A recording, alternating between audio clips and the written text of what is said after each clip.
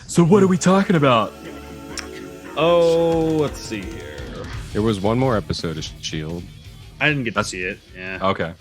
I mean, it's the same without spoiling it. It's the same general things we liked about it before. They're skipping times and they're following the themes, and it's amazing. Mm. I can't wait for you to see it though, Josh, because the thing with Coulson's eye changing, Yeah. it actually meant something. It wasn't just like a cool effect. Okay. It defines this next episode. So I was like, oh, that was so cool. I got a few things up on the AMC's opening back up in the middle of July. Oh, really? That was a whole controversy because they oddly specifically said in their return thing that we're going to open back up. Tenet's going to be the first movie, and good news, nobody has to wear masks. Oh, really? And it was quickly shut down. Like I think like a record number. I don't know if a record number of people. A lot of people I know in my circles on Facebook were like, "Well, I'm unsubscribing from A-list." I mean, but then didn't they pause all that crap anyway, or? Yeah. But I think everyone's trying to, because since they know that it's going to be back on in a month, they're like unsubscribing so they don't get charged when it comes back. Yeah. But at the exact same, like as soon as that came out, Alamo Drafthouse, I think was like, guess what? You have to wear a mask in our place, and so did Regal. And then the next day, AMC was like, "Hey guys, just kidding." Oh wow. Yeah, I got it right here. Hold on.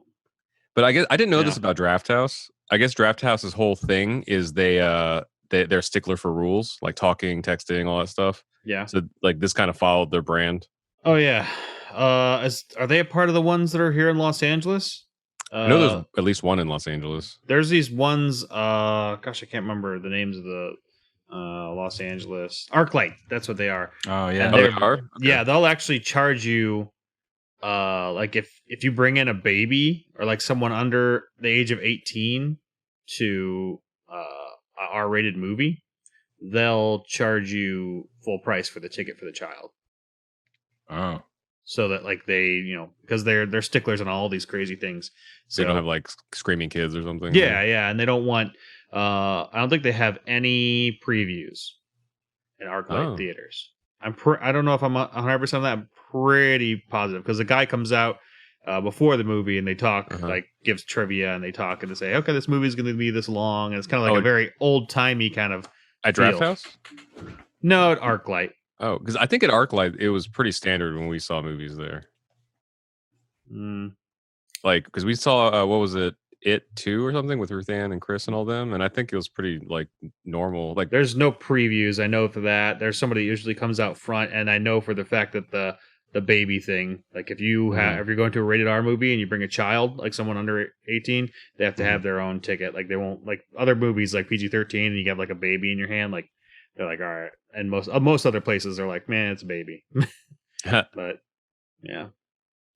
I think that's part of the thing we were always talking about, like, will people rush back to theaters?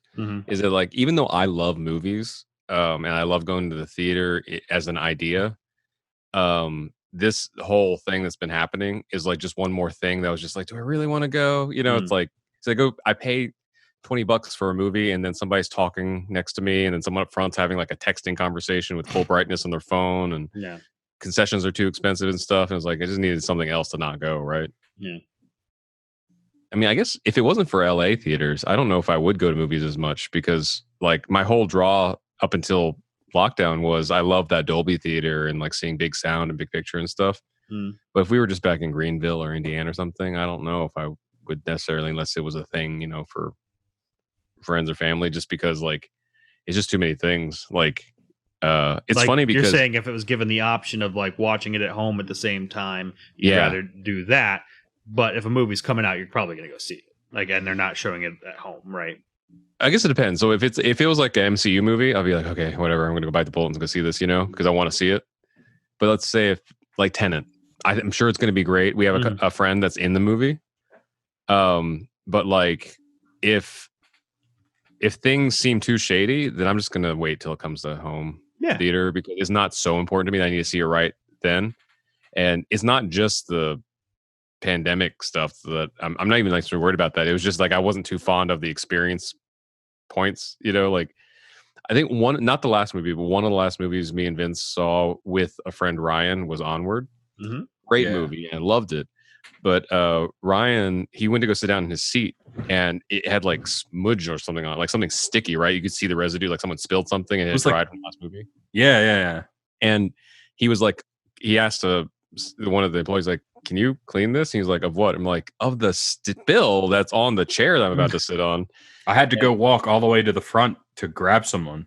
And then they just took dry paper towel and like whisked off the top and stuff. And it was funny because like that happened. And then like a week later, lockdown shut down the theaters. And we're like, there's a good argument for like maybe these aren't the cleanest places. Don't you remember like theaters growing up though? Like I remember like vividly walking up at theaters when I was younger and just like feeling the floor like underneath, like from your shoes, the stickiness of the soda. Like, yeah.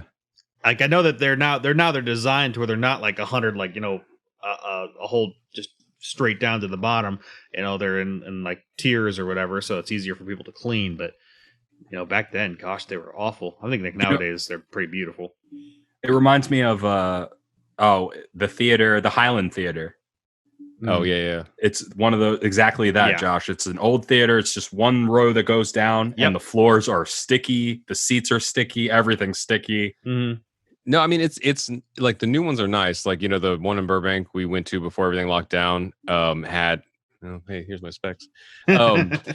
Had the recliners and they were plush and everything, but also those Dolby. If we didn't have A-list, those would be $25 seats. And I feel like not having a sticky substance on this thing I'm going to sit on for 2 hours is like the minimum requirement for my $25 ticket for the night. That's definitely true for that much money. The one that was nice about the Highland one, even that Highland one when we first moved here, it was a lot shadier than what it is now, and they've rebuilt some of it. They had like powdered. I don't know if they still have, but they had like powdered soap. You'd like push the soap dispenser and like powder would like literally fall there. Yeah, powder. Wow. I don't know where they get this stuff from, but I was like, okay, I guess it's just cheaper, maybe soap, and then maybe they've just been using it for 60 years or whatever. Interesting. And but they made that place a lot nicer. But the price came up. It used to be like $4 tickets still when we moved here. And I guess for me, it's not even necessarily like nice or not, because like if I'm paying like $5 for a ticket at Highland, then I know it's not going to be like plush recliner seats or whatever. Yeah, but also kind of hope that it's not like rat gutter disgusting. Yeah, and even the nice AMC theaters are questionable at times with like the cleanliness and stuff. I mean, you've been in the bathrooms like on like peak times and stuff. Yeah, it's like trash cans are overflowing. There's water everywhere for some reason. There's like half paper towels everywhere. There's no dry paper towel. Like it's just like like it. They didn't make it. I don't know. They'll have to change something drastically for me to be like, oh my god, I have to come here to see a movie. Besides the movie itself, I don't know. I still love like the movie aspect. I love going out with friends. I love going out with my wife. Going like getting food, going to see a movie. I like the experience. Yeah. I definitely don't have a surround sound system either, so I'm still into that. So I don't know. Especially when movies come out, like brand new movies come out. Like, I'm totally into that. But yeah, I mean, I've always enjoyed the experience. My brother used to work at Movies 10, which I think was like its own thing because I don't even know. I think it was a Cinemark. And ever since I was a kid, that was like the thing. My brother, actually, it was kind of stupid in the sense that my mom would drop me off at my brother's job and then go to work. And then I'd be there at the movie theater all day in the projection rooms, like watching the movie from the projection room. Yeah. And I always thought that was so cool. So because of those little experiences, it's always been like movies have always been close to me, I guess. I guess there's another thing though for me is that movies, at least for a little while, aren't going to even be the same. Because when we're talking about the movie theater opening back up, they're going to open up to like 2 movies. Yeah. Well, they said that they're going to do a lot of like older movies, which I think is great. That's cool, but at the same time, like that's even more of I can definitely watch that at home unless a friend really wants to see it, Yeah, but then also, you think about these movies that haven't been in the theaters for like 20 years, or even like Indiana Jones. I know ArcLight does like a thing where like once or twice a month, like they'll put something like that on the theater, and then like they only have like one showing for it. But that's great. Like I would totally watch like a movie like T1, like Terminator 2. Like I would go watch that at a theater if they were like, hey, we're going to show Terminator 2 this weekend. Like, dude, I'm down because my last birthday, we went to the Dolby Theater to see The Matrix because I didn't get to see the theaters when I was a kid. That's great. I get that, but what I'm saying is like it was just different because part of the experience for me is like we go out to dinner, we're all like talking like, what are we going to see if we didn't plan it already and stuff. It's just going to be different because it's like, so we're seeing Tenet, right? Like, you know, that's what we got. Like you walk around the video store when you used to rent videos, like what are we gonna see? My gosh, it would take longer than what the movie was. Like it would take like have definitely been in like a box office or Blockbuster Video with friends that took over 2 hours to pick out a movie. Yeah, or until close, and then you just grab something because you're like, oh, they're closing.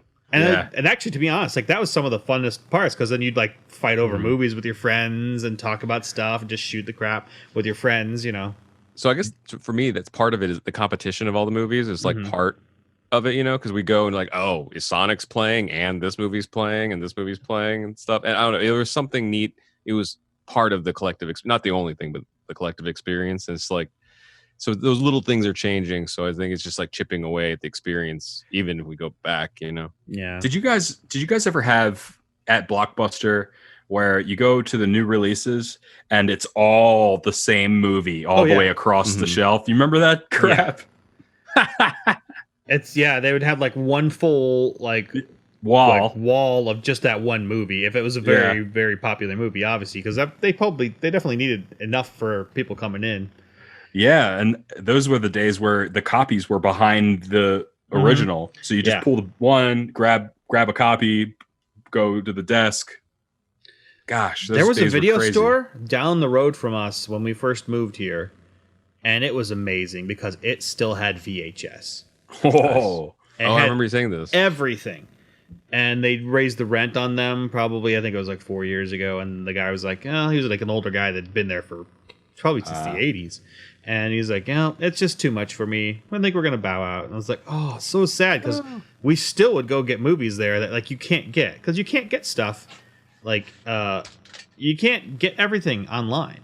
And then on top of it, a lot of stuff nowadays, if you want to get something that's in its original form, they're just going through, and I know that they're chopping some stuff out that might be insensitive or whatever for like new releases, but they're doing more than that. They're like actually chopping things out where you're like, why? Well, we're just trying to make the movie better afterwards, 30 years later. Like, no, I don't care if it's crappy or, you know, obviously not CGI, but like effects or whatever it is. Yeah. I want the original film. Like, I want to see like the, you know, I don't know, King Kong or whatever, the original one where it just looks awful. You know, I want to see that in its original form. That's how I feel about Star Wars, especially the originals. Yeah, yeah. So you mentioned that, like, a friend of ours, her boyfriend got the original Star Wars and transferred them to Blu-ray as a trilogy for her. So she has a Blu-ray set of the original ones. That's cool. Well, they don't like. There's a group. I can't remember like the name of it. There's a guy that tried to get a Blu-ray version or the best kind of version there is of Star Wars. And there's a couple scenes and a couple areas he had to pick and choose from certain things. Like that used to only be like the laser discs that they came from. And because even a few years ago they had released the original version on like the back of a DVD of like the newer version or whatever.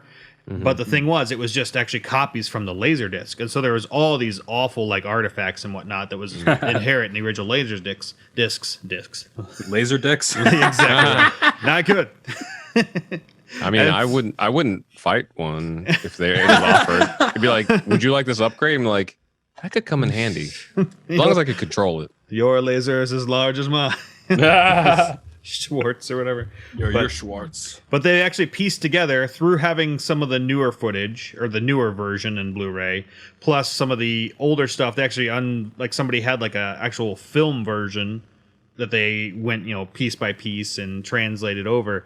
And so they have a pretty good version of like what it was in the beginning. There's a couple scenes that are a little funky because even in the newer ones, they changed the lighting on everything. I don't know if you noticed, but like the newer version of the old movies, the lighting is way different. And so it doesn't even seem it's like the same movie after you see these millions of changes. And I'm sure you can just Google it on YouTube or whatever. Google it on YouTube. Like all the changes, all the changes that Star Wars has gone through, like the original trilogy, it's insane. Like what they've done every single time it's re-released, it's something new. So it's just kind of weird to me. Like, why would you not? I don't know. I remember the whole like the Jabba the Hutt thing, where he's in the hangar. Yeah, the edit scene where Han steps over onto his tail, and that was added because that originally Jabba was a human. Yeah, he was a dude. Well, I think that was supposed to, that scene, whatever they shot there, I think was meant to be like just something they were going to walk through and redo later or something. And they recorded it anyway. They shot the film for it anyway. And then they obviously reused it. I don't know what. I mean, there's a lot of things I like Lucas for. I don't know, screwing around with the Star Wars afterwards. It's like screwing around with Godfather afterwards. Like, oh, I didn't mean for this to happen in Godfather. I'm going to undo it afterwards. Like, why would you do that? In fact, so much so that there's like the Library of Congress or whatever it is, they started taking in movies in the 80s, I think it was, and one of the first movies they were going to take in, because I think they take in like 10 a year or something, was Star Wars. And they've never received an original cut of Star Wars, because that's the whole thing. It's like it has to be in an original form because this is supposed to be a historical document. Yeah. And so they've never received that from George Lucas. Or from Disney or whatever it is. So Star Wars should have like a Facebook post where you click the edit to see the versions. The amount of versions you've gone through. So you can go be like, you're like, okay, well, this is the new one. Then you're on like the Blu-ray menu. You're like, click, click, click. Oh, original. Okay, here we go. Yeah, that would be smart. I mean, to be honest, I'd love to see like all the differences. It's just crazy. I don't know how we got on that topic, but well, speaking of differences, something else that happened this week is Jason Momoa like leaked like the Snyder Cut teaser. Oh yeah. So I mean, I don't know if this is necessarily true or if it was orchestrated, but supposedly, what's his face, Snyder, like had shared that teaser with like the internal group, you know, like the stars and the crew and stuff, and Jason Momoa was like, "This is cool." Instagram. So like a Ryan Reynolds thing where they like, oh, we didn't leak that Deadpool shot. Except it's his name and everything on there. And he's like, cool thing about being me is getting stuff like this early. And then meanwhile, HBO Max is like, what the hell? We don't even have that. But it was really cool to see spoilers, Darkseid. Yeah. On the thing. And it looks like they're just going to cut him into everything. Like, I don't know how much Steppenwolf is going to have to do with it. I don't understand. Like, unless they do a lot of reshoots, they're going to have to change the story or add, I guess they'd probably did a lot of shooting if that was his original, if this is an original cut. I don't know, it blows my mind. I don't know how interested I am in actually wanting to see it. Obviously for the nerd world, I'm going to see it. Sure. But I won't lie. That teaser got me a little more jazz than I thought I would, because as it looked to me, I'm like, okay, as a series, this might work. You know, like if I could see 30, 45-minute episodes like a handful of times or something. Yeah. And then get to build up Darkseid a little bit and stuff. Like, because I think the scene they showed at the end looked like a scene that was Steppenwolf, if I'm not mistaken. But I don't know. It was so quick that you're like, you see it pull out. And you're like, okay. So from what I heard, that scene was the past Themyscira when they steal the mother box. Okay. So in the original movie, Steppenwolf does that. Yeah. So if that is Darkseid and that's Themyscira, that means they just replaced Steppenwolf stealing the mother box with Darkseid. Yeah. And that was his original thing or whatever. And I'm down for it, at least seeing it, you know, seeing what it's like. Me, I'm too easy on movies. Like I even thought The Last Airbender didn't suck completely. I didn't think it was a great movie, but I liked it. My kids watched that this morning and tore it apart. Because they just finished last night. They just finished The Last Airbender, the Nickelodeon cartoon.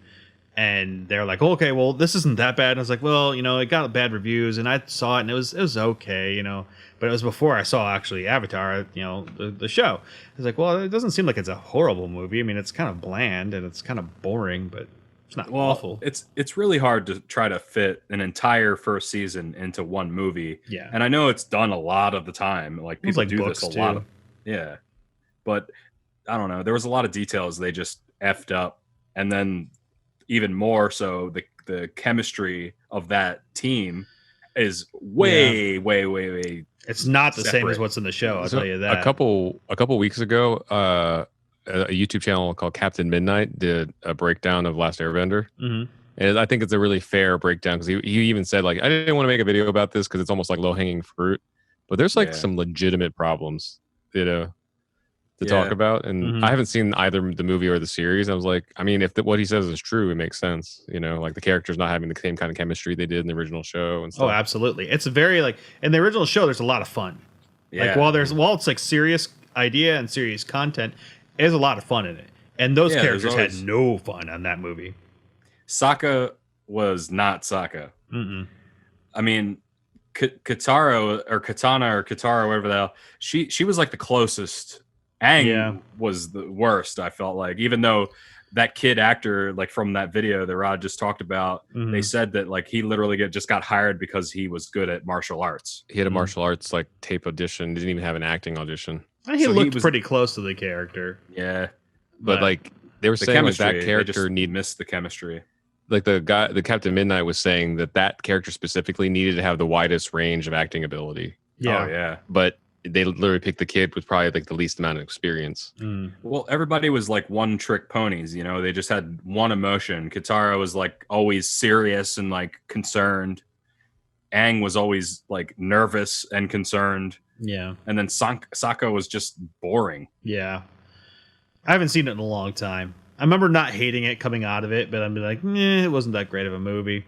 But it's hard to take something like that especially just happened. Like that was like a big thing that just happened for Nickelodeon. Kids, people that are like, maybe they're a little bit younger than us, but like that show is like a pinnacle for them.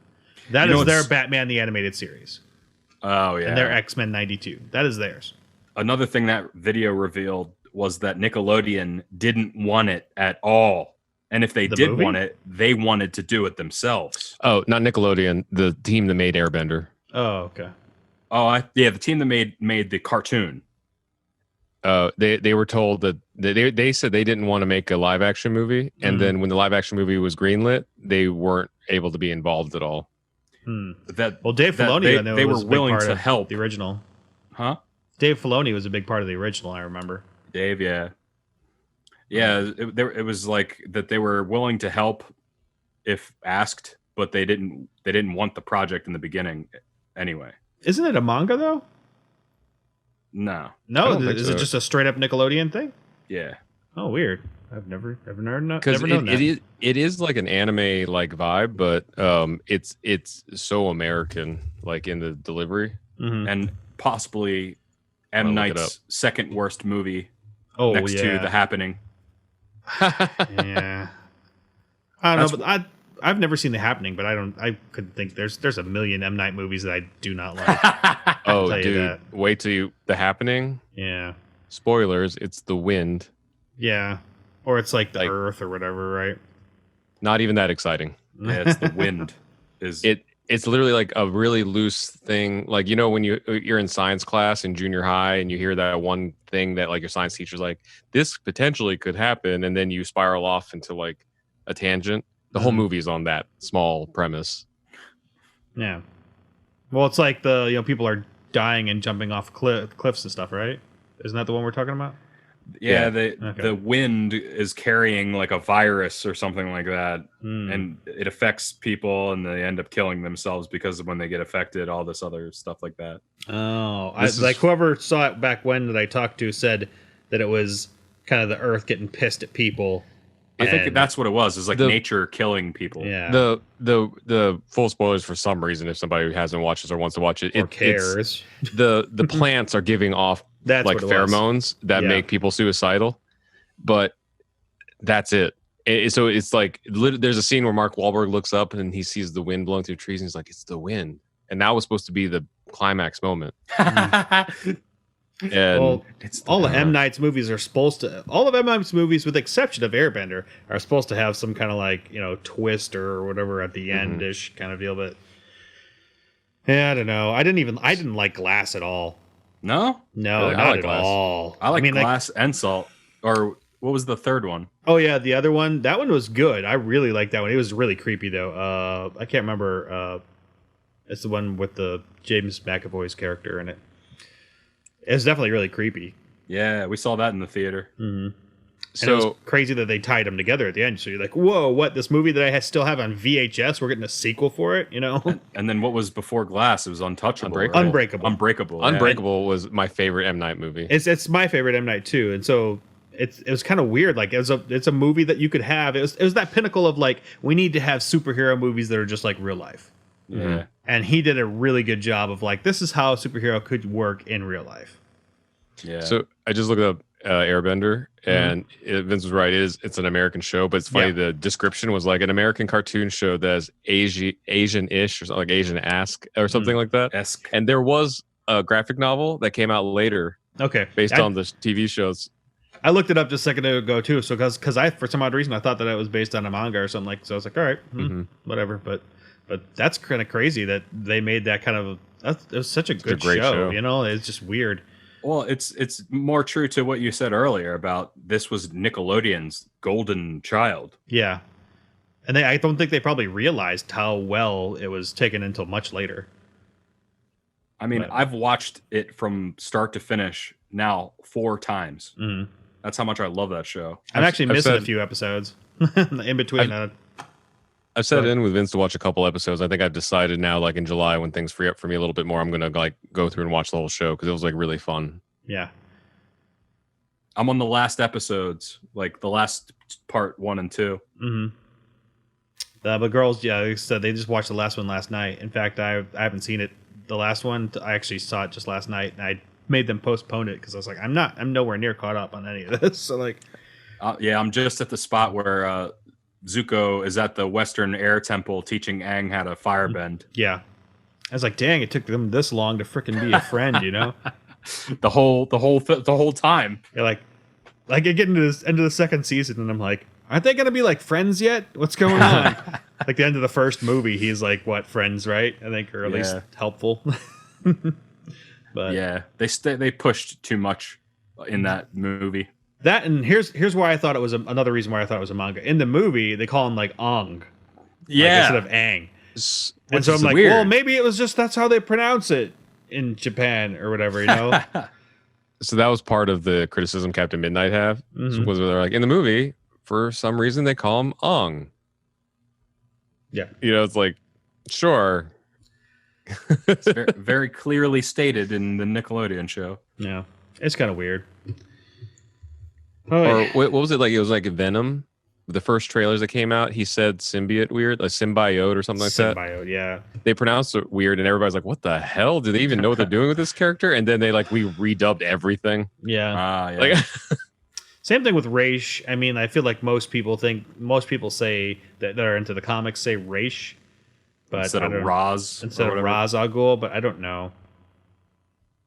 That's a battle. Like, it's funny. Even in the TV show, the Arrow show, they went back and forth. Like, some people would say like Raish, and some people would say Raz, and you're like, I don't get it. Is that his cousin? Exactly. Raz, is that his brother? Raz Al Ghul. It's Raish and Raz, right? Right. But. And who's the wife or the daughter? Talia. Yeah. Okay, so here, I'm going to share this real quick. So Free Comic Book Day was supposed to be in like May or whatever. Mm-hmm. And here we go. And it's actually going to be Free Comic Book Summer now. What? Ooh. So Diamond Distributors, which is what everybody was kind of like going crazy about, they stopped distributing, and the comic book industry's all kind of been on life support for a real long time. Yeah. And so people were just like, that's going to be it. And it's going to be over. And I guess they're coming back now. And they're going to be trying to stagger like these shipments of a bunch of different titles. Because if you've ever been to a Free Comic Book Day, it's just like a mad grab of anything in there. And anything that resembles Black Friday whatsoever, I just don't bother with. I mean, it's nowhere near that. At least in most of the comic book stores. I'm sure there's a couple crazy ones, but... Anytime there's like a rush for anything, like, you know what, I don't need it that bad. Well, I'm just saying, like, maybe the bad word for it, but like there was just a ton of comic books everywhere, like stacks and stacks, like all over the place. Like, okay, for Free Comic Book Day, just grab something, 10, That's awesome. And so like I'd have my whole family go in there, and so we'd come out with like almost all of them, and a lot of them are like you're supposed to try to get some of them, because some shops will have them and some shops won't have them. So apparently Record Store Day is going to probably do something similar. So they're going to stagger. So they're going to stagger some of these things out, and I'm wondering, like, okay, are they actually all on board with staggering them out? Like, okay, we're gonna do this exact these sets of titles this week, and next week we're going to do that set of titles, or are they just going to start shipping things willy nilly? Like, yeah, only give out 5 or 6 this week and next week, and they just get to choose. That would suck. Interesting. Yeah, and also, Diamond doesn't like DC dropped Diamond, right? I think they have their own whatever they're doing. So Free Comic Book Day might be separate from Diamond's thing. Well, a Free Comic Book Day, I'm sure, is more than Diamond, because there are smaller distributors or people that do direct distribution. So I don't know. So that's kind of cool. It'd be interesting if they tied it up with some sort of digital thing too. There has to be some sort of like creative thing there where like it draws you into the store, but with also the digital. You know what I mean? Like, that they probably don't want that, just because. I mean, you don't. If people move to digital, then you're putting yourself out of business if you're supporting that. Kind of. I'm sure they kind of are with that, but I think there's a creative way though that you could make it work for you, because if they fight it, they're just going to lose. It's going to be like the music industry and digital downloads. You can only fight it off for so long. I don't know though, because like it's a different beast. Like comic books, while they used to be, when in the beginning they were in like just little rotation, like newsstand stuff, and then in the late 70s, early 80s, stores like started popping up, and so you could actually go to them. They're different beasts because they're so like niche. Well, I guess what I'm saying is like not to draw people to the digital, but to use the digital to take people to the stores. There's got to be some digital strategy there to like push you out to the store, Like, yeah. I don't know. I think that there was some website that you could do to where like if you bought certain comics, you could have the digital versions too. A little bit like buy the DVD and get the download codes too. Yeah, like to me, like what would have been like killer during the beginning of pandemic was like the release schedule is going to keep on going, and then what you pay for digital, there's like a physical copy waiting for you at X store or something. I think there were a bunch of them that were like that, or maybe not a bunch, but I think there's a few of them that were like that. My favorite store from back home in Indiana was Galactic Greg's, and they talked about that a little bit on their live stream. But at the same time, you're like, okay, so I'm going to pick these up later. Here's why I don't think that it's going to completely go away. It's because comic books, the value of them are actually in having the comic books. So like having anything digital, the value of it's gone. And people love collecting these kind of. It's artwork, it's a piece of something. Even the books that are just trades, they are or omnibus, like where it's like this giant, like 30+ issue thing, are worth money. There's a lot of them that are out of print because there's so much comic book history, and every once in a while, Marvel will pick a lot of them to reprint during the year, and if you grab them then you wait a year when they're not worth, like they're worth a ton of money. Yeah, like I'm not saying to like draw things to digital. I'm saying like use digital maybe to like draw people like out to the stores somehow, and stuff, like to be creative in that sense. Like some digital strategist out there can figure out that, like do something where people who are on digital will be like, I'm going to get my ass up and go to the store today for comic book day or whatever.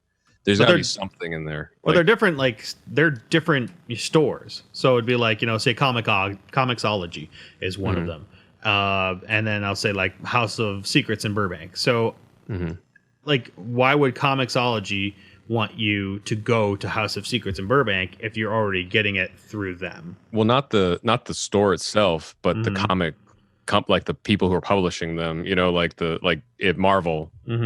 There's got to be some digital strategy there, so they can eat as many pies as possible. I think that Marvel and DC especially are just pushing, like it's behind the scenes. They're kind of just pushing to be digital. Like Marvel, you have on Marvel Unlimited.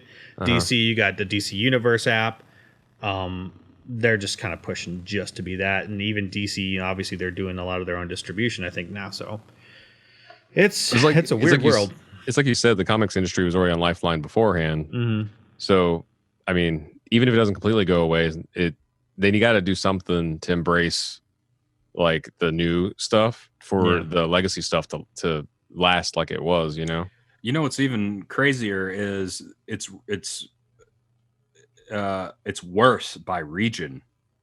Yeah. So some areas are just devastated by the comic thing. Yeah. Especially my area, like back home, the Delaware area. Like this is like more than 10 years ago. They were going out of business. So digital is the only option they have now. Yeah. For those markets. For the smaller stores and in areas like that, yeah. Even like regular books, they haven't gone away. Obviously, no, there's still a market for it. But Barnes and Noble's still around. So, but but that's the thing is, there's one major store, right? And then the mom and pops are kind of spread out. I feel like we here have like a little bit of a skewed viewpoint because we're like in LA. It's like everything's really trendy and stuff. So there's like a bunch of little stores. There's a ton of comic book stores around here. It's crazy. I can't say that Central Indiana, I could name more than 1 or 2 bookstores in Kokomo. If that. Like actual bookstores, yeah. I think it's probably just Books A Million or whatever's there now, you know? Or even that. I don't even know if they're open anymore. You know, like the only national chain left is Barnes and Noble. And even they are struggling because they're just... So I worked there, over a decade ago? And even then, they were gradually carrying more gadgets and stuff and toys and things. And I remember my manager at the time was like, "Are we a fucking Best Buy? Like, what, like, what is this? Like, when did we stop selling books?" And even when I left, I don't know if it's still true, the cafe was like the highest like grossing area. All the Starbucks food and the all that stuff and the coffee and things. So they would always put more overtime and more resources there than on the bookshelves because the books weren't bringing in the margins, you know? Yeah. They've definitely done a lot of crazy things. I mean, they have a giant vinyl section now. Obviously they've shrunk down way on the video aspect of everything, but I went back when we were in the East Coast, like a year ago now or something for Slice and Rice's wedding. And we stopped by Delaware, or I stopped by Delaware, and I stopped in the old Barnes and Noble that I used to work at. The movie and music section is completely gone. And the vinyl section in that area is like one shelf. Oh, crazy. And the entire music section got turned into like pop culture toys, like pop figures and modern board games and stuff. And so I feel like that's a little bit more representative of cities that aren't New York and LA and you know, and stuff. It's kind of sad because I imagine a lot of it's Amazon too, to where you could just get things direct. I mean, it's going to be cheaper. I also hope that we see more secondhand stores come around. Like just secondhand stuff, like used. There's a place we used to frequent all the time called Second and Charles. I love that place. They also got my entire CD collection. Which is basically that. You could go, you sell all your old stuff, and then they sell it. So the secondhand stores, I mean, I imagine they'll pop back up at some point in time. Well, Second and Charles is still around when we left. I don't know if they survived. We used to have like disc replay and a bunch of things like that, to where they could, you can resell old CDs, DVDs, blah blah blah. Here in LA, feel like there's a life in that certain lane for books and CDs and vinyl and all that. You'd have to cultivate it, though. I don't know. I feel like eBay's kind of just taken that chunk, you know? Yeah. Craigslist and eBay, to where like, I'm going to look for something. Even Facebook Marketplace, you could just be like, hey, I want this thing. Or even Facebook groups. I'm in a bunch of different groups. Like, I had some cassettes from Tooth and Nail that were just like demos of like an Ace Troubleshooter demos and some other things. And I'd mentioned them on like some Facebook group. And people were like messaging me like, I'll give you $20 for that. Like, damn. Okay, and I just set it off because I was like, I'm not going to use this. I don't even have a cassette player. It wasn't even $20 when you bought it. No, it was free. Yeah, because they're demos. Yeah. They were giving them out after shows. Tooth and Nail, man, that's the record label that like they knew the generation.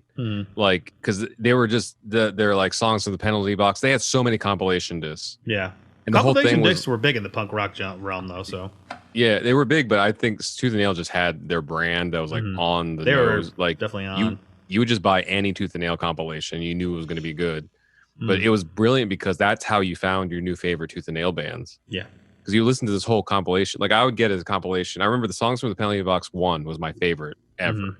And Living Sacrifice was on there. And I'm like, I need to go get that album. Yeah. That song is awesome. Epitaph did the same thing. I think they even did it beforehand. And they did Punkorama. I think they went up to like gotcha. Punkorama 9 or something like that. And I that's love where you'd those hear, CDs. you'd hear Rancid and all those bands like that. 10-foot pole, Voodoo Glow Skulls. Yep. But it was fun. Punkorama. So I'm hoping that the end isn't, near for comic book stores. I know a lot of them have actually kind of, they're a niche in themselves, and so now they've kind of gone into like Magic the Gathering stuff and other things like that, to where they have tournaments at a lot of these places. So it's kind of, they're doing okay, and the people that own them are generally people that love the industry, and that's one of the best things about it, is that most of these people that are actually running them still, they just love it so much that they're just doing it because they love it. Have you seen this show called A Toy Store Near You? No. So it's made by the creators of Toys That Made Us. Mm-hmm. And it's specifically in response to the COVID crisis. Nice. The toy stores. So Vince and I have seen the first 2 episodes, but I bring that up because there's the second episode, they show a toy store they're trying their best to stay afloat with other day jobs, but also, since they can't have people in the store, doing like Facebook Live auctions. Yeah.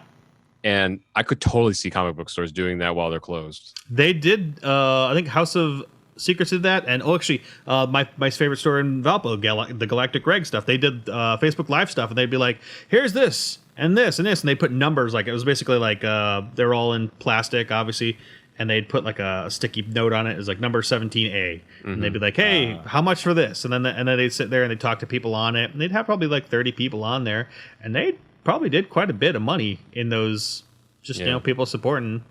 That's cool. And they'd ship them for free. And I think that's cool because that's the closest thing you're going to get to like crate digging, Yeah. Yeah. Because like the person curating is going to be like this, and you're like, I didn't know you had that, like. Yeah, that's true. I mean, maybe that'll be something that they can pick up for a future too, where like once a week they go, hey, we got this in. However, the House of Secrets one here in Burbank, they've got some amazing old ones. Yeah. And it's just insane. Every once in a while on their IG, they'll drop like 20 classic, like just insane. Nice. Like, it actually got me thinking when I was watching the episode at Toy Store Near You, which I'm still keeping an eye out for because apparently they filmed a toy store in Kokomo, Indiana, where I'm from. Which is, I didn't know there was a classic toy store in Kokomo. So, cool. But it got me thinking. I was like, well, so that episode, that couple, they're nurses by day, so they said they can only do like one live stream a month or something. It's like, man, would it be beautiful if there was a way that the business and the money worked? So that like they could hire like a YouTuber or an actor or something to be the on-screen personality, like an employee, and so they wouldn't have to like put all their personal energy being on camera and stuff, like all these stores. Like, and then if they did it like every day or every week or whatever, like a good, rotation is. You need to hire someone young, Yeah, and then it's perfect because people at home, like if you're in an area where people can't go to the store and they're going to be stuck at home anyway, you can watch a 3-hour auction of cool comics and stuff. I just watch that stuff on YouTube without buying it, let alone like. It was cool to see all the stuff, and then they'd shuffle stuff to be like, all right, well, here's this in this series we have. It's a small mini series of this or that. Here's this one's 20, this one's 25, and if you get all 3 of these, I'll make it 45. To where like, oh, dang, sweet. I wish I had an extra $50 and I'd throw it down. But, right. That's dangerous for me because that's when I see that stuff, I'm like, oh, I want that now. Yeah. So I feel you, man. I feel you. I we were finally looking had at those arcade 1-ups, and I was like, yeah, man, I want that one. Oh, I want that one. I ain't got no space for that. Nope.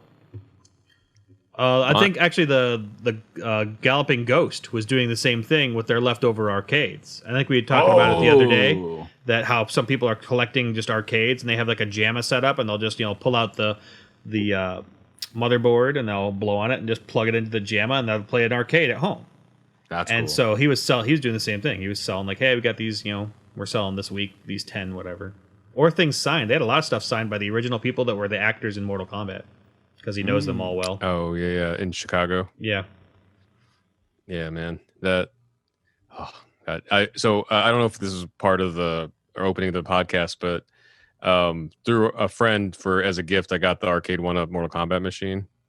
And it is like, I think this is the second thing it's the second. It's one of like two things of material possessions that someone could get me that would actually mean something to me. You know, like at that level, and like I woke up and just started playing it anyway. Like that you brought up Mortal Kombat, like that series. Like I don't know, there's just something so magical about it, and like the fact that that original cast is like still around. You know, running dojos and stuff. It's so cool that it was so long ago. It's almost 30 years ago now, but it's still within like a lifetime history. Yeah. So like, you know, yeah, that thing. Only I didn't get the riser, but the riser's kind of lame anyway. Yeah, I mean, it just makes it higher. Just get a box to put it on. Well, not the function's nice. The design's just kind of like, oh, you could have done so much more with that. Yeah, it's only like a stone decal on all sides except for the front, it looks like. But also that the risers are sold out even at the company level. Mm-hmm. So the cheapest you can get is like $150, and it's like up to $250 for the box. Yeah, dude. I hope that this tells them in the future, like, hey, we don't want these things this short. You know? Like, yeah. I don't think. I think they're just. So the thing is, you can buy them with the risers, and they're not that much more expensive. Mm-hmm. But if you decide you want it after the fact, it's gonna be challenging or expensive or both. Yeah. You should look at the what was it? The the pinball. Big Buck Hunter. Oh, they had cabinets or what? The arcade cabinets? Cabinets, yeah. So they just announced the Marvel pinball machine. Oh, that's funny. But it's digital. Oh, the Marvel one? Yeah, it's digital with haptic feedback, so it feels real. But the screen, the characters will walk through the pinball field. Yeah, it's like a digital screen. The game. I mean, like that's kind of cool.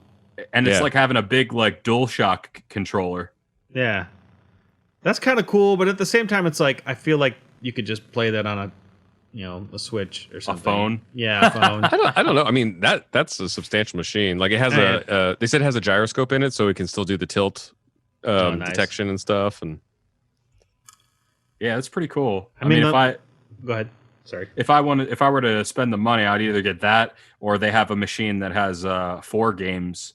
It's like 1944. Yeah, where is it at? There's the one, the Final Fight. Yeah, Final Fight, 1944, Ghosts and the Goblins, and Strider. Yep. All of those games I love. Mm-hmm. It's brilliant. I mean, obviously when the whole barcade thing came out, like everybody just bought all these old arcades, and they used to be nothing. It used to be like early 2000s. They were like chucking them, like come pick them up. And nowadays you can't find any decent arcades for under $1,000. So absolutely. Those are cool little things. Yeah. The little blasts from the past, man. I like it. 3/4 novelty machines, I'm seeing the other potential topics. So there's like a couple Batman related things. Like sorry. Michael Keaton's going to be back as Batman. Yeah, apparently. What? In a weird universe too. is that right here? Okay, actually, we talked about Schumacher. Schumacher passed. I had showed the girls Batman and Robin. I think it was on Netflix like last year, the year before, and they literally laughed the entire time. Like, this is awful. Why on earth would they make this? You should have told them like, the 90s you keep hearing about. Yeah, this is what it felt like. Being in the 90s. It's just odd, like Schumacher. Oh, in the Flashpoint movie, that's what he was going to be Batman in. Oh yeah, that's what it's right here. So Keaton, and I thought that when I saw this originally, I thought it was fake. Like Michael Keaton to play Batman in the Flash movie. The Flash movie has been like all over the place, like directors, whatever else, writing. I can't stand this dude as the Flash in the first place. And so every time I'd be like, it's dead. Like, thank the Lord, it is dead. Because he is not a Barry Allen, and I don't want to see a Flash movie if we're going to, for one, have this guy doing it. Not that he's a bad actor, just not the punches girls at bars. What's his name? Ezra Miller, yeah. Although his costume is way better than the TV show Flash. No way. I like the TV show Flash a million times better than this costume. This thing I'm seeing here is like so much cooler. Power Rangers looking thing. I don't know. The one on the TV show is like comedically bright. The new one on the TV show is weird. It looks like it's like some kind of mesh. But the one from the first couple seasons where it was kind of like leathery, I like that. Okay. It looked just like I'm talking about though because Vince has been finishing up the current season. Yeah, the current season's one I don't like. I've sat in and every once in a while I'm like, That is a Halloween costume. It looks kind of mesh, doesn't it? Like it looks like it's like one of the masks that we stretch over our face, you know? Yeah. So I guess Flash is still releasing for this? Like they're still releasing? I was going to also say that, like, I don't want to see this movie, but I definitely don't want to rehash Flashpoint again. Me neither, man. I'm done with Flashpoint. Yeah. And I don't know, they're going to make it more of like a multiverse kind of thing, apparently, because he's going to still be playing, Michael Keaton's still going to be playing Batman, but after, they're going to maybe separate the universes, as in, like, after Batman Returns, any of those Batmans are a different universe. Sure. Remember Flashpoint Paradox, whatever? Yeah, or the movie one, or the cartoon movie one? Cartoon movie one? Yeah. After that and seeing the Flash seasons, like, I'm done. I'm so done with Flashpoint. I mean, the movie was definitely the best one. Yeah. And the seasons, you're like, meh. But they just screw with it. I just don't want to see this again. Like, we're going to rehash this once again. I'm not a fan. There's other stuff. There's more material. Leave it alone. Flashpoint was one of many big things that happened. Yeah. There's so many different things you could do. You could even have, him accidentally going back in time, seeing Jay Garrick, going forward in time, seeing Bart, or any of that stuff. Like, it could be a fun movie. I just don't. Yeah. Yeah. You could have just crazy. You could have King Shark in it. I don't give a crap. King Shark is a shark. Or Grodd. Grodd would be great. They got Grodd. I don't know why they haven't learned from the whole Harley Quinn cartoon show that, like, you go to extreme places and someone's gonna love it, Yeah. Because like Harley was just so off kilter, but it was so amazing. Yeah. And that's what we want to see here on Yellow Spandex. The extreme. The extreme. Yeah, put the yellow We want to see the spandex. There we go. What else we got here? Ewan McGregor says that Obi-Wan will use the Mandalorian's VFX tech. Also, all of Hollywood is going to have to use that. I mean, it's going to be standard. I remember, like, Ian McKellen talking about being Gandalf and being pissed that he had to, like, do all, like, most of his stuff to a tennis ball surrounded by green. Like, he was just like, I can't read the other person. I don't know what I'm supposed to be doing. And I've seen that stuff kind of not work very well, to where two people aren't even there, maybe even shooting the same scenes together, and you read each other.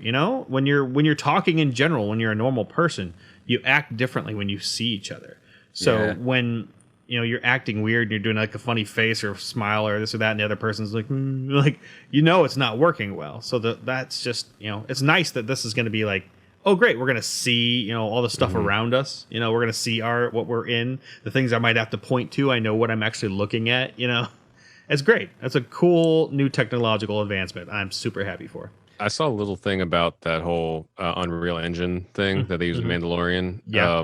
And they, concerning the current, literally this month's climate. Yeah. And the guy commenting on it was basically like, we were expecting it to go this way. It's just that COVID just pushed the timeline ahead about 5 or 10 years. Oh, so I don't know about 5 or 10 years. Yeah, because he was like, they were planning in 10 years every production to do this, and now this for 2020, if any movie wants to do stuff, they're gonna have to kind of rely on this for any travel stuff.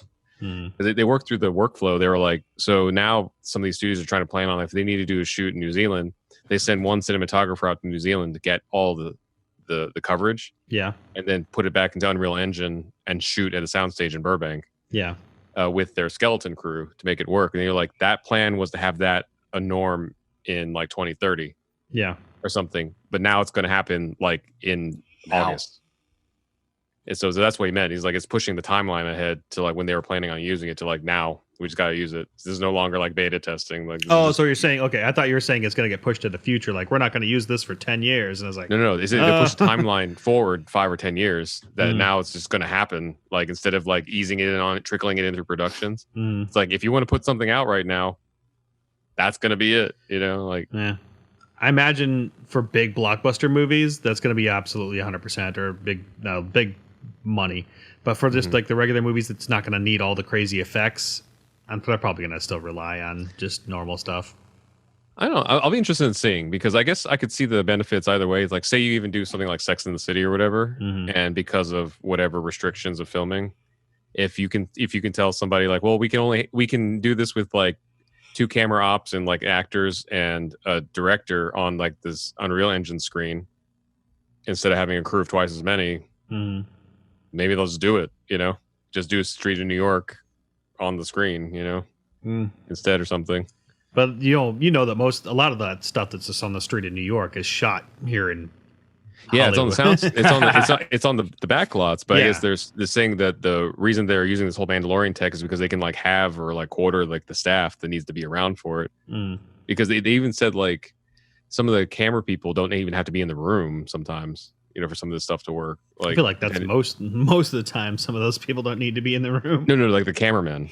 Yeah, like That's the nutty. cameraman could be on a motion cap elsewhere and it'd run a robotic thing inside. Yeah, there's crazy. a lot of that new robotic like arm stuff that's going on. So, but I don't know. It seems to me like if they wanted to and it was cost effective, they could do a normal rom-com in the same setting for like a fraction of the cost. Of even using a backlot, because then you wouldn't have to like set direct and all that stuff. I don't know. I mean, there's so even many if you close possibilities. down, like go to like I know you don't want to go to Greenville, Illinois to like actually shoot something, but you could like go to a smaller town and just like, hey, we're gonna pay to have this entire block shut down, and you could be very, very minimalistic in that. So, Yeah. I don't know. I mean, all of Napoleon Dynamite was shot on a tripod, so Yeah. Dang. all but one scene was shot on a tripod, and they had a dolly, so he just wanted it to be that way. Well, that's kind of the tone of the movie too. Yeah. It's like everything's like it's like, well, it's Locked happening in off. the current time at the time it happened, but it was also vaguely like 80s vibed. Yeah, It's It like was a really town weird. that it never got left the 80s. I felt like current- it was in the 90s, like it was maybe early I can see 90s, that. because even then, like that dude, there was a guy in my class that I'm telling you is that guy. Yeah. I'm sure, like most of those people, when they grow up, they're not maybe nowhere near as awkward, but there was a I guy. don't know about that. I remember the guy, and I was like, holy crap, that's my Napoleon Dynamite. I think the glamour shots what gave me the 80s vibes. But that is you're right though. Early 90s right that on. Yeah, Cool. really, it was the clothing and the shoes, and that's kind of what made me feel like early '90s. Yeah. Did you see? I know they've been talking about it for a while, but about whether Fox movies or not are gonna come over to Disney Plus, and the Fantastic Four movie is now on Disney Plus, the newer I saw that. one. Like, Oh wow! that's the movie you chose? Oh, I guess they're To like, put you know on it? what? Children are the only people that are going to watch this. We gotta get some money out of this thing to recoup. I mean, I've Yeah. loved seeing some of these like TV. I was going to say movie critics, but now they're TV critics. All kind of like tongue in cheek, being like, every day we check Disney Plus just to see if New Mutants dropped. oh yeah. Gosh, when is that coming? I mean, my I just daughter saw was that- really wanting to see it. So I saw they had dropped a trailer, another They trailer. another trailer. I didn't Yeah. see that. Couldn't we just clip them all together and make the movie now? Probably. Jeez. I didn't see that. Who knows? I guess the Wonder Woman got pushed back again or something. Yeah. Or Wonder Woman got pushed back until, was it November or something, or October? Okay, so Yeah. still the same then, or did it get pushed No, back? actually, again? I think it got pushed back till next year. Let me take a look. Wonder like that. Woman The last time we heard, it was pushed back till next year. date. but also, I Um, think everybody's. August 20th. Oh, it says, okay, originally it says August 12th, 2020. Let me pull it up, the Wikipedia. I think that was one of the Original. dates. earlier Yeah. updates. But like the I think everybody also is kind of like watching to see how Tenet does. Yeah, okay. Okay, it's going to come out October 2nd. That's So, 21. as of this week. right now, yeah. As of this week, October 2nd. And, to be honest, though, I don't think they'll push this- it back again. This year, you're saying? Yeah. Oh wow. October 2nd, 2020. And so I don't think they'll push it back any further than that. I mean, if they have to, they're going to release it. Like I don't see them hold it. Like, we're going to hold on to this movie till next year. I really hope that everyone gets to see that freaking movie in a theater. I mean, I believe they'd hold it for a year because Fast and Furious, they didn't even flinch. They're like next year. But they haven't even just released pushed anything for that, have they? So Fast and Furious, that was supposed to come out in the middle of the lockdown. Yeah. Like they automatically just pushed to next year, like right at the beginning of lockdown. But do they have a trailer for that even? I don't even know. I don't keep up with those movies because they come out so close to each other. Yeah, I don't even know which ones. I mean, I saw Hobbs and Shaw. Yeah. Yeah, I didn't even see that one. But we watched an illegal copy with a friend of ours. Uh-oh. We did? Yeah. Oh, I must have been asleep or something. Yep. Yep. It's a Jason Statham rock movie. So, I mean, I could see it though. Like if they could be like, well, this is Fast and Furious is a definite summer blockbuster. Just push it to next summer. Like they probably spent so much money on that movie, but they haven't released. I don't think they've released trailers for it yet. So I'm kind of I'm like, with Wonder Woman, we've had 2 trailers already. So I don't know because I remember some of the critics I've been watching is saying that they thought Wonder Woman's poised to be delayed as long as it needs to because it was only in the very first stage of promo. But all right, if that's maybe the truth, then that makes sense. I'm really wondering how this whole their whole thing is gonna end, because I mean they're gonna probably do another Wonder Woman after that because money, and probably same thing with Aquaman. Oh and this whole Justice League thing. Okay, well if that comes out again and they'll want more money, are they gonna do another one then with just new people? It would be funny if Robert Pattinson is the Batman. It'd be fun if Wonder Woman and Aquaman just go through a wormhole and they're like multiverse again, something. Here's new actors, except for us two. That worked out. It's like that last animated movie that we saw, where it was like, "Hey, Flash, this is effed. Why don't you just go back in time and un-F it for us, please?" God, that made that movie so unsatisfying to me. I know we talked about it when we watched it, but I was like, I don't feel like there were stakes this entire thing, but it was entertaining, except that I felt like it was just nothing meant anything. That was another movie where it was like, oh, this all happened because of Flashpoint. I'm like, God, not Flashpoint again.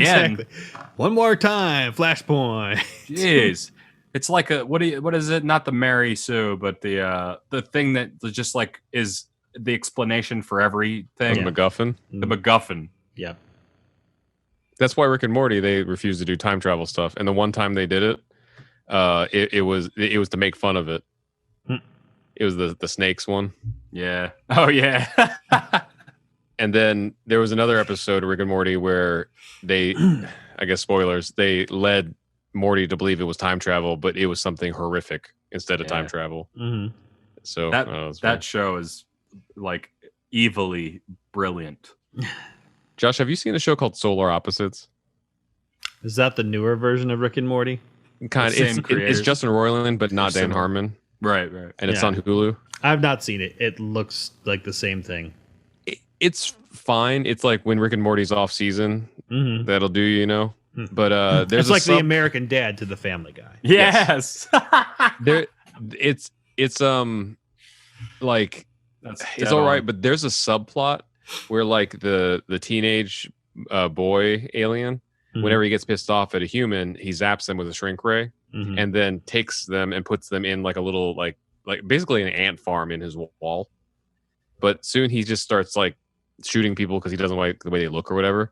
So in the wall there becomes this like micro society, and there's like a Don and like rebellion and mafia, all this crazy stuff. And there's like a little bit in every episode. The second to last episode, we just watched it. The entire thing is dedicated to that society, and is the best thing in that show, hands down. Yeah, it's so good. funny. It's really funny. Yeah, I don't know. I got kind of sick of the Rick and Morty thing, and especially sick of the fans. So I was a little over that. I love the current season. There is a story. It started a little slow, but the story train episode is amazing. Vat of Acid is probably an instant classic. Yeah. And then what was the very last episode? Like, did not disappoint. Like the season closer. Really cool. Super cool. Yeah. I enjoyed it thoroughly. Nice. Well, I think we've gone through. I guess J.K. Simmons has already shot his new Spider-Man clip for him being J.J. Jameson. Okay. They might as well just pre-film every possible situation with him, because no matter when they reboot Spider-Man, he's just gonna be him. And I mean, he's an internet dude, like Alex Jones or whatever. So it's kind of like he only needs to be that one shot. Yeah, so I'm saying just put him in front of a desk and just have him say every possible combination of words. Yeah, at once, and then just say Spider-Man a bunch of times. Spider-Man. Like, I miss the old version though. Like this is kind of a fun idea, but this Spider-Man's a little different in this universe. I'm not 100% on that. I love Holland as Spider-Man. I'll tell you that. Yeah. And I love the Vulture. That was a great version of the Vulture. Oh, Michael Keaton. Keaton killed that. I'm not a fan of. I'm glad in this newer version, like the last one, he doesn't rely on the suit as much. Like the suit's more of like just an extension of him, and it's not like Iron Man suit like in the first one. Like, hi, I'm Karen or whatever it is. Oh yeah. I was much happier with that, but there's still a lot of things. Obviously, old Aunt May isn't old, and the Bugle isn't, the actual newspaper. But you see, I can't remember her name. Flash isn't a jock, Yeah. Aunt May. Marissa Tomei. Marissa Tomei. There was some interview for the King of Staten Island movie that she kind of threw a little shade at her role in Spider-Man. Oh yeah. Some news sites some comic book sites try to like kind of blow the headline out of proportion. Like Marissa Tomei regrets playing Aunt May. The comment she made was she was like, I kind of wish I didn't agree to be the hot mom, because now that's just all I am. Because I guess she's the same character in King of Staten Island.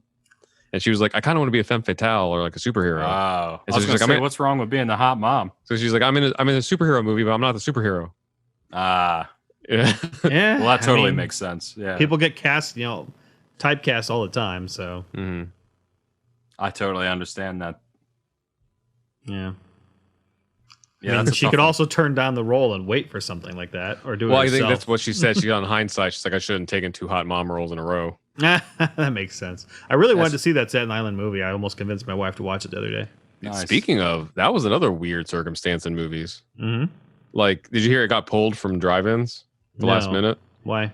Oh, I forget. Whatever studio, was it Universal that put it out? Or something? Unclear.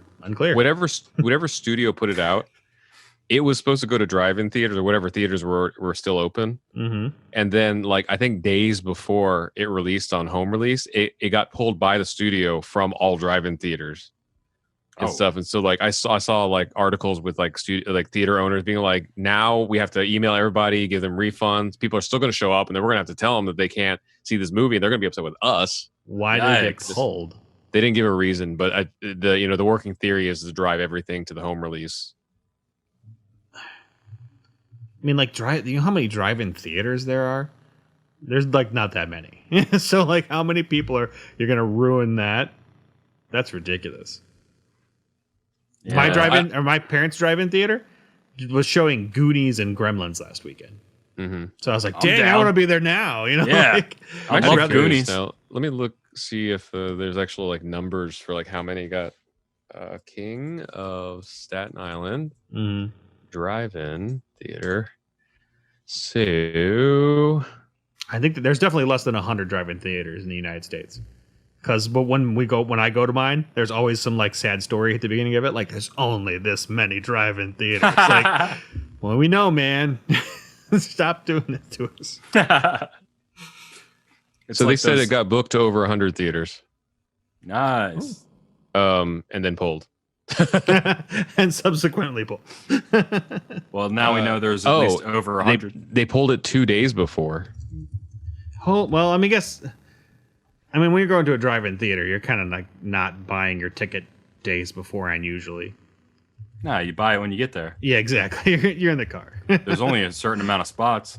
Okay, so in Variety, it said the cinema operator said that most of our ticket sales come through online tickets, and those people are going to be showing up at Thursday at 7, not have a movie to see. So I don't know if that's regional or something, but he's saying his drive-in is predominantly online sales. Okay. Yeah. I haven't been to a drive-in, so I don't know what the experiences are like. Yeah. It's been a long time since I've been in a drive-in. Whenever we go back home, we usually try to hit up the drive-in because for some odd reason, the one in Indiana that we go to that's been around forever has great food too, and it's cheap. It's like, well, it's a decent price, and you get 2 movies, and you get to chill with your friends and whatnot. We normally go. We try to hit it up when we're there. That's pretty cool. There's one down here. I think it's at a swamp meet area. We've been there once, but it was kind of shady. I dig the double feature. Yes. I think they said there's 325 drive-in theaters in America. That's actually a lot more than I thought. I thought there's less than 100, Same here. I thought that's like 200 more than I thought. That might also not be all drive-ins because they're just saying theaters that are open. So that also might be some smaller theaters that remained open. I just looked up, there was the drive-in theater, whatever, directory or whatever. So there's 300 and, what did I just say, 325? Something like that. There was somebody in the comments just said that their I don't know if this is true or if you could even find this out, but their theory was the initial pre-sales didn't show high enough, and they didn't want to have the embarrassment of having low numbers. That makes more sense. Which is still they can hide streaming numbers. Yeah, that's not a cool thing at all. I hate that they hide streaming numbers. I also hate that Netflix got rid of the recommend thumbs up, thumbs down, and reviews thing. I loved that. I would go through that and be like, okay, well, what do people generally think of this? And then, a lot of times you'd be like, it just effing sucked. Okay, but you'd move along and you'd find somebody that's actually, well, this is what I thought of the movie. I was like, oh, or you'd write your own. I love that aspect of it, but Netflix got rid of that. It's funny. The Nintendo eShop doesn't have comments or ratings and stuff, and one of my YouTuber I watched, I think Wolf Den, had mentioned on the bright side though, it has created entire industries for YouTubers, entire channels reviewing Nintendo eShop games. They're able to have a career because Nintendo won't do it themselves. And so I wonder if it'll be something similar, That's true. to that. Are there movie channels that just review Netflix shows? Because if not, that's a great idea. I mean, we talk about Netflix shows, so I'm sure. Yeah. But I mean, it'd be cool if there was a show where the guy literally just watches everything that comes out that week, and that makes because with the eShop games, they'll literally buy every cheap game and be like, okay, here we go, 50 games today. Yeah, that sounds like fun. Actually, I'd love to do that. Yeah, let's just go through games. Just gets expensive. There's a lot of bad ones. Oh, I'm sure. Because the eShop is kind of like a mobile app. Anybody can develop for it. Oh, that's cool. And there's weird things that happen. You'll see a game for a penny for a day, just so it can get on the best sellers. And as soon as it's on the best sellers, they raise the price back up. Yeah. And then do more sales. It's weird. It's like Amazon. Yeah. I tried to watch this TV show today from Netflix with my kids called The Floor is Lava. I heard about that. And it's like a obstacle course thing. Nice. And it looked kind of cool from the preview. And my kids were begging, can we watch it? And even Penny was tiny. She's like, floor is lava. And we got a new couch, and she was jumping between the stuff. And I'm like, sit down. So I put it on, and Angie looks at me we're gonna watch this. It's well, it's an obstacle course show. I'm sure, we can watch one. It's fine. I'm sure it'll be fun. We like Double Dare when we were younger, Yeah. And we watch it, and oh my gosh, this is the worst obstacle course show I've ever seen. There's too much talking, and the families talking to each other, and it's just cheesy garbage. And you can tell they told him all the things that happen or that you could do in the room, jumping from this thing can open up and this thing can fall over and you can use it to get to the other end. And they're acting like they don't know it, but they're doing all these things, and I don't know. They're save me, hun, save me. It's just so weird. Do it for us. Do it for the $10,000. Oh my gosh, this is the worst thing I've ever seen. And there's no one of the things I thought might have been a problem is there's no actual audience. So interesting. I went to go show the kids we used to watch Double Dare, we used to watch Guts, and we watched the Temple. Was it the Legends of the Temple? Yeah, we had to build the tiki thing at the end. The golden monkey. I can't remember. Yeah, it's something like that. It was on Nickelodeon though. It was a big giant thing you ran through at the end, and they were all great, but they all had live audiences, and it was not cheesy. We watched an episode of it on YouTube, and it's like, this is great. Like, why don't we just show reruns of this? Is Floor is Lava, did that film during COVID or something, or?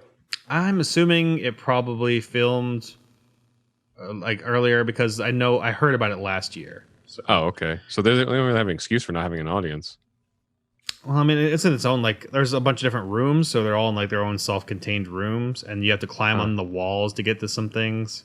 But it's just so, like, Hollywood, well, like TV shows, we know from living here that they depend so much on audience interaction. Yeah. To the point where it's all directed. You get there, they tell you when to laugh and clap. It comes across the screen at the top, like laugh, clap. To the point where they pre-record it to add it in at times it doesn't happen. So it's just weird that they would purposely leave it out of something like this. It's like lack the energy. That was weird. Yeah, it was odd. I couldn't handle it. Like, I went to the bathroom and I was like scrolling on my phone. And I came back out and I was like, "Is this over?" And they're like, "Oh no, it's not over yet." Like, dang it! I just couldn't handle it, and I posted on my Facebook page like, "This is awful," and like everybody else is like, "I agree." like, wow, that's weird that it was kind of universally hated amongst my friends. That's funny. Maybe they put it out hoping it was so bad it'd be good. Well, it definitely reminds me of that Temple of the Hidden, whatever it was called. Yeah. Legends of the Hidden Temple. There you go. Exactly. That one. And they had that Olmec that talked. Yeah, the talking temple thing. They even did like a movie, like a straight to video movie of that, like a few years ago for Nickelodeon. But I don't remember a obstacle course game that I didn't like. Yeah. Even like American Ninja Warrior's fun, and they had that on Netflix forever. What was the Asian one? Are we talking about the Spike Lee or Spike TV one? Yes. The one where MCX they adopted it. Yeah, like America adopted the Asian version. They dubbed it over and they just put crazy things in the people's mouths. They just had somebody rewriting everything.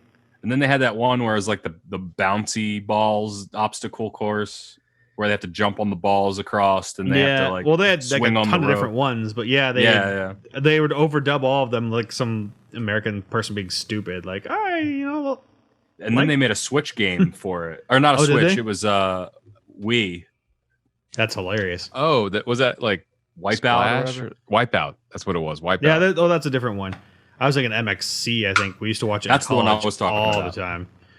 But they even had this one not too long ago. It was like Tetris, basically. It was like a wall, and the wall would come towards you. You had to fit in the hole. You had to fit in the hole. Oh yeah. And so that was great too. I mean, I'd watch that. It's just stupid crap. Stupid human tricks. So all this new Floor is Lava. Like, if they cut all the talking out and just like because it took like 30 minutes for them to show them get through one room, and I'm like, oh my god, the show's more than half an hour.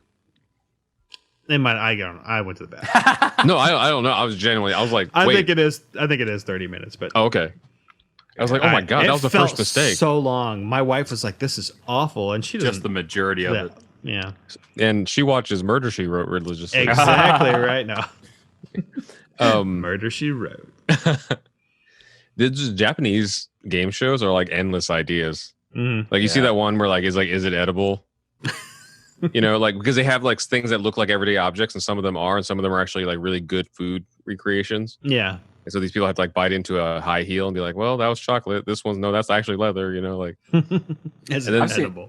I've seen some messed up shows, man. Like there was the other one where like some girls like jerk off a guy while he's trying to sing karaoke, and he has to be able to sing. He has to be able to sing through. Yeah, without climaxing. Where on earth is this? I mean, is this like on the Playboy Network or whatever? What the heck? No. Oh, so there's a little curtain in front of him. What is this? You don't on? actually. It's definitely not on network television. I'll tell you that. Well, it's a Japanese show, but it's over there. I was saying like there's the Japanese game shows have like endless ideas because that fit in the whole one was started as a Japanese show. Yeah. They got adapted. I think a bunch of clips went to YouTube or something, and then it just got adapted for American TV. Yeah, I don't think that one you were just talking about is going to get adapted for American TV. Well, yeah, because of production and stuff. But I mean, the clips are all everywhere. You can probably look them up on YouTube and stuff. Like it. I was talking about the lady one. The lady one with the curtain. Yeah, that's what I'm saying. Like it's not gonna, but it's all over YouTube. Yeah, but it's not going to get adapted to United States dollars. It's not going to be on ABC next month. I mean, if they're desperate enough for content, they're like, "Can you do it from home? That'd be. Can we shoot this on a green screen?" That'd be fun. That'd be disgusting, man. It's awful. That is straight up awful. Any ideas? Yeah, just go for it. Yep, they're full of them. Is there anything else we want to hit up before?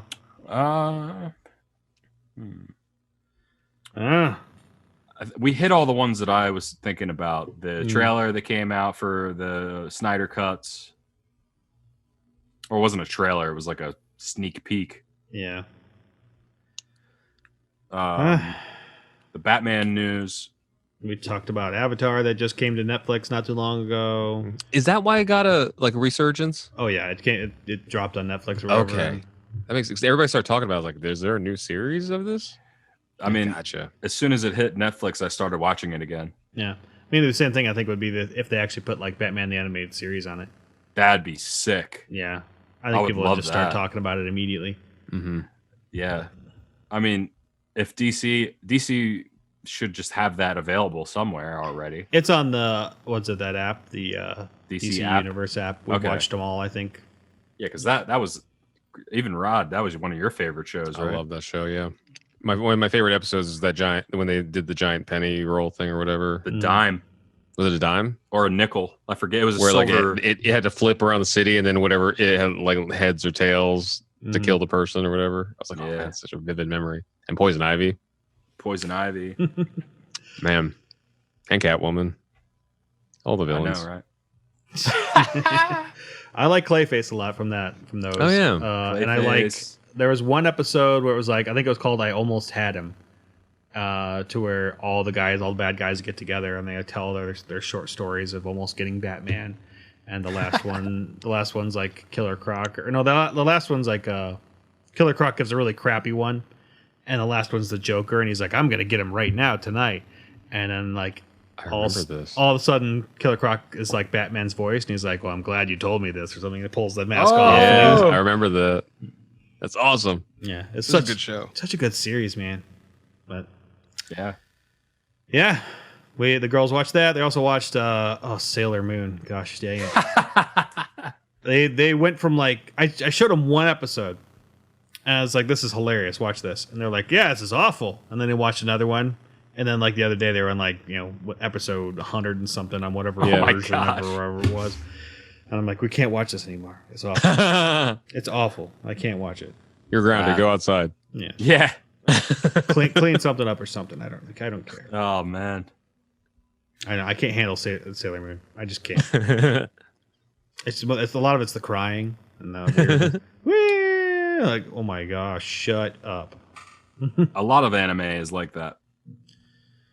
I mean, definitely Cowboy Bebop's not. No, thank God. That's actually like a grown-up anime show. I started watching that one. It was really good. Yeah. Does he ever catch anybody? Sometimes, but they end up either dying or...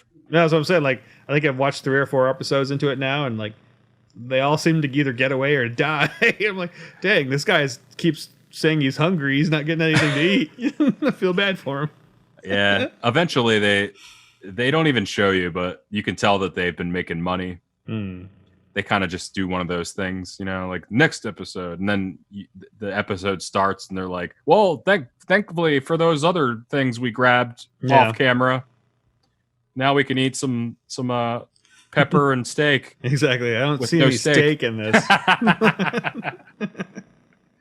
It's all pissy. And it's funny because it's the voice of Wolverine. Well, the guy that does Wolverine in the newer versions, I think. At least if he's not the same guy, he sounds exactly the same as him. So whenever I hear him, I think of like, hey, Bub, like in the newer versions of Wolverine or whatever. Yeah, the guy that is Jet Black, that guy is everybody in anime. His credits are just like, the list is ridiculous. I'm wondering how much the story changes if you watch the sub as opposed to the dub, because I think it's on Hulu and they have both. So same thing with Sailor Moon. Yes, there's only like slight differences because I've watched both. Well, they'll say like a saying of like something that we would say in English, and I'm like, would that saying even work in like Japanese or whatever? Like that's kind of what I'm talking about. There's like slight, what would you call that? Like dialect changes, I guess. Yeah, It was usually like localization. There you go. but it would fit certain circumstances really well, and I'm like, can that work? Is that or did they just make that up? You know, like well, it was written that way first, so like the English version is trying to actually be they had to translate for the English version. that's what I'm saying. Like I'm listening to the English version, and he says something that really works well in the episode. I got but you. It's definitely a very like English phrase or something, and I'm like, I don't know. Like I wonder if he would actually said that or if he said something else. You know.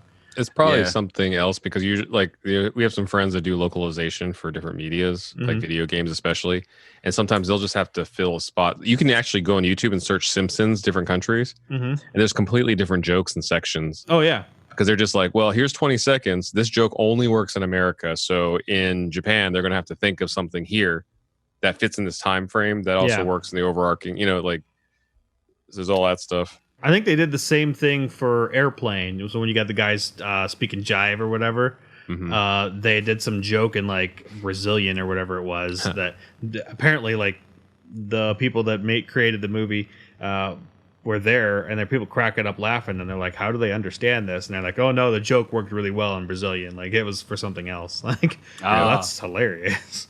Oh, you know, I think it was for The Simpsons. I think it was I saw something for the Spanish speaking like Homer. And I think it was Homer, and he was like, I basically write all the jokes for Homer in Spanish or something. Yeah. Because because they'll be in there and there won't be writers in the sound booth with them. They're like, okay, here's a very American joke. Just do something. It's so weird. Like, how can a show almost be the same exact show? Like, I'm in a bunch of Teenage Mutant Ninja Turtle groups on Facebook, and some people are like talking about like the names that they are in like Norway or something. Like, oh, April is Anna in Norway, and like, you know, Rocksteady and Bebop are obviously like, you know, musical names or whatever here, and so they changed it to something that doesn't make any sense, like the same, and it has the same idea in it. So it's like, okay, is this even the same story at some point in time if they're rewriting the jokes and rewriting the names?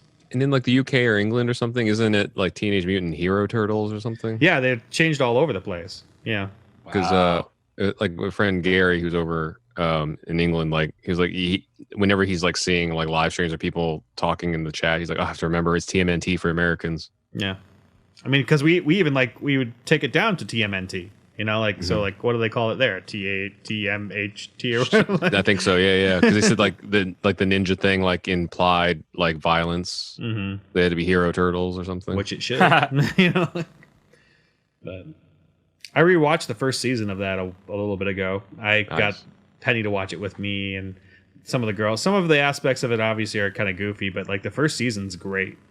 First season is just awesome, especially animation wise. I think the studio is different after that, or whatever. And then obviously within a season or two later, like the League of Moms or whatever it is, get in on it. And I remember that very vividly back then because they started throwing pizzas and joking. Yeah. You know, they never used their weapons ever again, and that's cool. Yeah, that's so funny. Like that they did that slyly enough that as a kid I didn't even realize it. No, I mean, like there was some I remember being like, when are they going to start slicing things up again? Like, yeah, when are they going to do this or that? And like you watch those first episodes, and it's beautiful. It's like the intro to where like they got some really great scenes, and they're slicing things up, and they're destroying stuff, and you know, and then later like. They got the pizza machine. They're whipping pizzas at people, and it's funny music, like bah, bah, bah, bah, bah, bah. Like, oh, I guess I got caught. You know, maybe that's why I liked it as a kid. I was like, oh, pizza, he's funny. I mean, it's still like I'd still watch it as a kid, but you know, after 5 seasons of it, you're 5 years older, and I mean, we like the seriousness of the X-Men, you know, so it was kind of one of the reasons where we loved that show. It wasn't a kids show where they wanted to force a talking dog into it, you know? Which is one of the things. For a second, I was like, did X-Men have a talking dog? I think it wasn't it Leewald, like Eric Leewald, talking about they wanted to, like Fox wanted to put in like crap like that, where like talking dogs and everything else. Kind of like what's that, the Scoob movie we just watched. Yeah. You know, where they had, you know, they had the Eagle Man or Falcon or Blue Falcon. That's what it was. And, you know, Robo Mutt or whatever. And you have to have Dino Robo Mutt. Mutt, you know, Dino Mutt, or I don't know. Just makes it too kitty. Anyway, I think we're good for tonight. Yes. Which is probably going to be our last one. Yeah, everybody. If you didn't see on RKVC's channel, we had a little announcement. RKVC is going bi-coastal. Vince is moving back out east. Mm-hmm. Be with his family. Yep. Everybody supports that. And then Josh and I talked to, and I think we decided like this should probably be the last one for a while at least. Yeah. Right. I'm thinking maybe about like getting back into reading comics, and if this continues, it'll be more of like a, hey, here's what happened this week in actual comics. That's cool. So I'm thinking about doing that, getting a poll list, and you know, maybe have you guys back on when we see movies or something, you know. Yeah, I'm totally down. Whenever movies get back in swing, if you want to just call me up, I'll be here, or if we're allowed to go to your place by then, I'll go. Sure. Absolutely. You know. I mean, if Vince wants to hop on, we still have Zoom. Yeah. But yeah, we're going to probably good close run, it down. everybody. I mean, how many would we do? Gosh, we did probably 60 of them. Let me see. Over 60. Close to 2 years, right? Yeah. Maybe 60 of them. This one shall be 69. Oh, that's the Almost great way to 70. go out on. Perfect, guys. I mean, thanks for tuning in every week. I know, like Vince and I, like Josh was very much like the point for all this, you know. So Vince and I don't think like felt like the full effect of like everybody's interactiveness and stuff. We still appreciate it so much. Yeah. Because Josh would give us updates like who's listening and commenting and all that stuff. It was like really encouraging to hear because we were obviously like busy with our stuff. And it was cool like to get on here and just talk about stuff and not worry about being accurate. I mean, I loved it because we would get together and we'd just talk about nerd stuff for hours. And I was like, you know, why don't we just do it on camera or do it on, you know, a podcast and just, you know, that's good. It was fun. Do the thing. And now we have almost 70 episodes that you guys can listen to. Yeah. Almost 70. It's 69. Gosh. Makes me think of keep an eye out. If these big tentpole movies come out, then at least like Josh and I would come back on and like kind of shoot the shit about, you know, with it and stuff. But as far as the weekly thing, like, yeah, we're going to wrap it up for now. Yeah. Although if you want to see me talk to some old friends about random stuff I've been advertising my personal channel on RKVC and everything, but there's some like really random things. Like I had an interview with like 2 childhood friends about my Mortal Kombat birthday party. There's going to be a bunch of stuff. So I don't know. There's going to be something kind of like that on there. Nice. That's just at Rod Kim, or what's it? Yeah, you'll find it. Just search Rod Kim. Yeah, that's right. It'll be there. There's not much up there now, but I've shot 12 videos. I just haven't the motivation to edit them. Yeah, guys. Well, hopefully you guys enjoyed this episode. Remember, like we just said, all of us have a bunch of other things that you guys can dip into to watch and enjoy. And obviously, there's 69 beautiful episodes of Yellow Spandex that you can watch anytime or listen to. So make sure you do that. You know, do that. And we'll see you when we see you, nerds. It's been great, guys. It's been a lot of fun. Thank you for all the support through the year and a half or so, however long we've been doing this. Yeah. Peace out. All right, y'all.